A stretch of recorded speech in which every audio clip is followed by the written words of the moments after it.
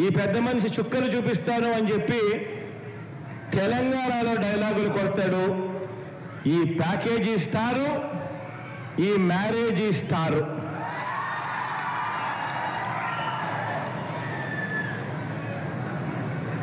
ఈ పెద్ద మనిషి పరిస్థితి, ఈ దత్తపుత్రుడి పరిస్థితి అక్కడ ఎలా ఉంది అంటే, ఆ తెలంగాణలో పోటీ పెట్టి ఇన్ని డైలాగులు, ఆంధ్ర రాష్ట్రానికి వ్యతిరేకంగా కొట్టిన ఇన్ని డైలాగులకు ఆయనకు పడిన ఓట్లెన్నో తెలుసా?